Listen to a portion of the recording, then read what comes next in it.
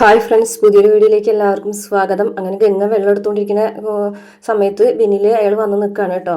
അപ്പോൾ അയാൾ എന്താണ് പെട്ടെന്ന് ഗംഗ കാണുമ്പോൾ പേടിക്കണം. അപ്പോൾ അയാൾ പറയുന്നുണ്ട് വെള്ളം റൂമിൽ തീർന്നു, അത് പറയാൻ വേണ്ടി വന്നതാണ്. അപ്പം ഞാൻ വിളിച്ചാൽ മതിയെന്നല്ലോ, ആ സാറിൽ നിങ്ങളെ ബുദ്ധിമുട്ടിക്കേണ്ടെന്ന് വിചാരിച്ചു എന്ന് പറയും കേട്ടോ. അപ്പോൾ ഞാൻ റൂമിലേക്ക് കൊണ്ടുവരാമെന്ന് പറയുകയാണ്. ഇതേ സമയം ശാരദ ഉറങ്ങാതിരിക്കുന്ന കാണുമ്പോൾ കാവേരി വഴക്കാരനാണ്. എന്തിനാണ് ഇങ്ങനെ ഉറങ്ങാതിരിക്കുന്നത്? ഗംഗ വെള്ളം എടുക്കാൻ പോയിട്ട് വന്നിട്ടില്ലല്ലോ എന്ന് പറഞ്ഞിട്ട് അമ്മ എന്തിനാണ് ഇങ്ങനെ പേടിക്കുന്നത്? ഇവിടെ താമസിക്കുന്നത് മനുഷ്യന്മാർ തന്നെയാണ്. ഈ റിസോർട്ടിലൊക്കെ ആൾക്കാരല്ലേ വന്ന് താമസിക്കുന്നത്, ആൾക്കാരെ പിടിച്ചു തിന്നുന്ന ആൾക്കാരൊന്നും അല്ലല്ലോ എന്നൊക്കെ പറഞ്ഞിട്ട് ഭയങ്കരമായിട്ട് വഴക്ക് പറയാൻ കേട്ടോ. എന്നാലും ശാരദയ്ക്ക് ഒരു സമാധാനമില്ല, ഗംഗ വെള്ളം എടുക്കാൻ പോയിരിക്കല്ലേ എന്ന് വിചാരിച്ചിട്ട്. അതിനുശേഷം ഗംഗയാണെന്നുണ്ടെങ്കിൽ വെള്ളവും കൊണ്ട് അവരുടെ റൂമിൽ വന്നിട്ട് തട്ടി വിളിക്കുന്നുണ്ട്. തട്ടി വിളിക്കുമ്പോൾ ഒരനക്കം കേൾക്കുന്നില്ല. പതുക്കനെ വാതിൽ തുറന്ന് നോക്കുമ്പോൾ ഒരാൾ അവിടെ കിടക്കുന്നുണ്ട്, ബാക്കി ആരെയും കാണുന്നില്ല. അപ്പോൾ കൂജയിൽ വെള്ളം ഒഴിക്കുകയാണ്. പെട്ടെന്ന് തന്നെയാണ് ബാഗിൽ കൂടെ ഒരാൾ വന്നു കണ്ടിട്ട് മയക്കുമരുന്ന് വെച്ചിട്ട് ഗംഗനെ പിടിച്ച് ബോധം കെടുത്തുന്നത് കേട്ടോ.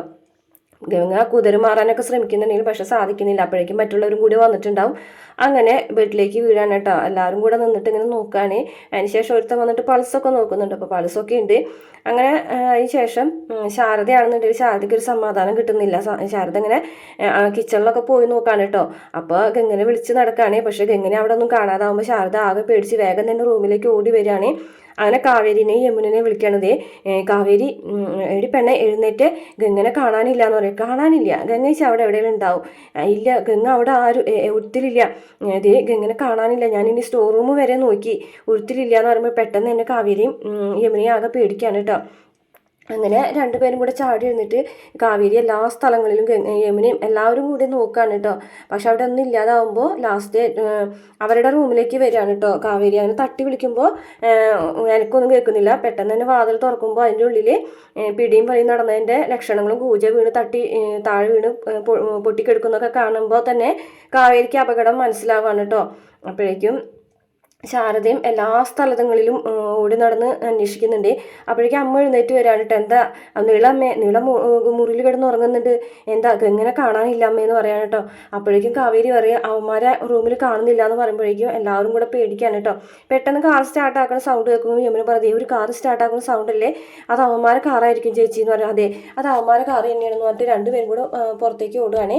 പുറത്തേക്ക് ഓടുമ്പോൾ കാണുന്നുണ്ടത് ഇവർ കാർ സ്റ്റാർട്ട് ചെയ്ത് പോവുകയാണ്. ഇവർ വേഗം തന്നെ വണ്ടി എടുത്തിട്ട് വാ നമുക്ക് അവരുടെ പിറകിൽ പോകാമെന്ന് പറയാണ് കേട്ടോ. അങ്ങനെ അവർ കാറിൻ്റെ പിറകിൽ കൂടെ വരികയാണ് കേട്ടോ. അപ്പോൾ വണ്ടിയിലിരുന്ന അവർ പരസ്പരം അങ്ങോട്ടും ഇങ്ങോട്ടൊക്കെ ഓരോന്ന് സംസാരിക്കുന്നുണ്ട് കേട്ടോ. എന്തായാലും ഇനി ആരെങ്കിലും പുറകെ വരുമോ എന്ന് ചോദിക്കാൻ കേട്ടോ. അപ്പോൾ ആര് വരാം, 3-4 പെണ്ണുങ്ങളുള്ള വീടല്ലേ, അവരൊക്കെ അറിഞ്ഞിട്ട് പോലും ഉണ്ടാവില്ലത് എന്നൊക്കെ പറയാം കേട്ടോ. ഇനിയിപ്പോൾ വന്നാൽ തന്നെ 2 പെണ്ണുങ്ങളെ കൂടെ കെടുത്താനുള്ള സ്ഥലം ഈ വണ്ടിയിലുണ്ടല്ലോ എന്നൊക്കെ പറഞ്ഞവരിങ്ങനെ ചിരിക്കുകയാണേ. ഇതേ സമയം ജയപാലിനെ വിളിച്ചു നോക്കുകയാണ് കേട്ടോ ശാരദ. ജയപാലിനെ ഫോണിൽ വിളിച്ചിട്ട് ജയപാല ഫോൺ എടുക്കുന്നില്ല. വീണ്ടും വിളിച്ചു നോക്കുന്നുണ്ട്. അപ്പോൾ വീണ്ടും ഫോൺ എടുക്കുന്നില്ല. ഇതേ സമയം യമുനയും കാവേരിയും കൂടിയിട്ട് അവരെ ഫോളോ ചെയ്യണം. ചേച്ചി അവരെ കാറ് കാണാനില്ലല്ലോ ചേച്ചി, നമ്മുടെ ഈ പാവം വണ്ടിക്ക് അവരുടെ കാറിൻ്റെ ഒപ്പം എത്താൻ പറ്റുമോ എന്ന് ചോദിക്കുകയാണ്. നീ നന്നായി സ്പീഡിൽ വിട്ടോ, കുഴപ്പമില്ല, നമുക്ക് എന്തായാലും അവർക്ക് റോഡൊന്നും കറക്റ്റായിട്ട് അറിയാത്തതല്ലേ, നമുക്ക് വേഗം വിടാം, നീ വേഗം വണ്ടി വിടുമെന്ന് പറയാം കേട്ടോ.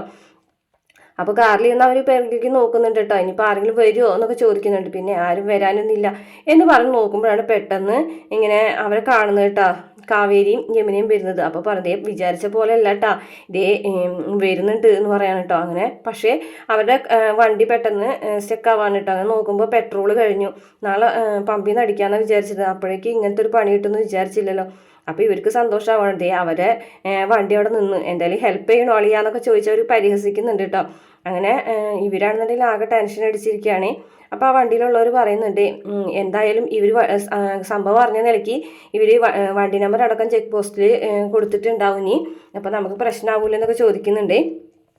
ഇതേ സമയം ശാരദനോട് പറയാണ് അമ്മ വിനീതിനെ വിളിച്ചു നോക്കാൻ പറയാൻ കേട്ടോ. അങ്ങനെ വിനീതിന്റെ ഫോണിലേക്ക് വിളിക്കുമ്പോൾ ആദ്യം എടുക്കൂല, രണ്ടാമത് വിളിക്കുമ്പോൾ എടുക്കുന്നത് സുജാതയാണ് കേട്ടോ. സുജാത മോനെ വിനീതെ ഒന്ന് ഇങ്ങോട്ട് വരുമെന്ന് ശാരദ പറയുന്നത് കേട്ട വഴിക്ക് എന്നെ വെച്ച് എന്തിനാടി നിന്റെ വീട്ടിലേക്ക് എൻ്റെ മോൻ വരുന്നത് എന്ന് പറഞ്ഞിട്ട് ഇങ്ങനെ വഴക്ക് പറയുകയാണ്. നിന്റെ മക്കളെ വളർത്താൻ നിനക്ക് പറ്റില്ലെങ്കിൽ നീ വല്ല പാറയുടെ അടിയും തള്ളി താഴെ ഇടടി എന്നൊക്കെ പറഞ്ഞിട്ട് ഒരുപാട് വഴക്ക് പറയാൻ കേട്ടോ.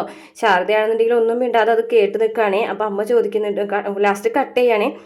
ഇനി അങ്ങനെ എൻ്റെ മോൻ്റെ ഫോണിലേക്ക് വിളിച്ചിട്ട് ഇനി ഞാനായിരിക്കും അങ്ങോട്ട് വരാമെന്ന് പറയുന്നത്. ഫോൺ കട്ട് ചെയ്തിട്ട് അമ്മ ചോദിക്കുന്നുണ്ട് എന്താണെന്ന് ചോദിക്കുമ്പോൾ വിനീത് ഉറങ്ങി തോന്നുന്നുണ്ട്, വിനീത് അവിടെ ഇല്ലയെന്ന് തോന്നുന്നുണ്ട്, ഫോൺ എടുത്തത് സുജാതയാണ്, കേട്ടാൽ അറിയിക്കുന്നതൊക്കെയാണ് അമ്മേ അവൾ പറഞ്ഞതെന്ന് പറയാൻ കേട്ടോ.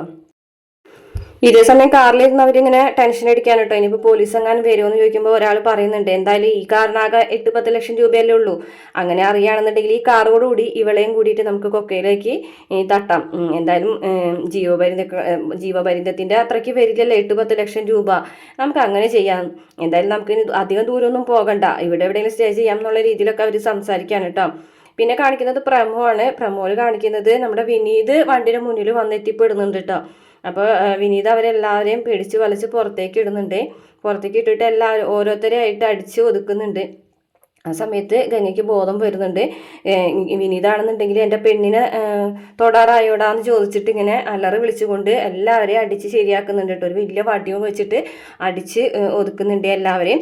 അപ്പോഴേക്കും ഗംഗയ്ക്ക് പതുക്കനെ ബോധം വന്നിട്ട് ഗംഗ ഇങ്ങനെ പെട്ടെന്ന് വിനീത് ഇങ്ങനെ അയാൾ തലയ്ക്കടിക്കാൻ പോകുമ്പോഴത്തേനും പിന്നിൽ നിന്ന് വിളിക്കുന്നുണ്ട് കേട്ടോ.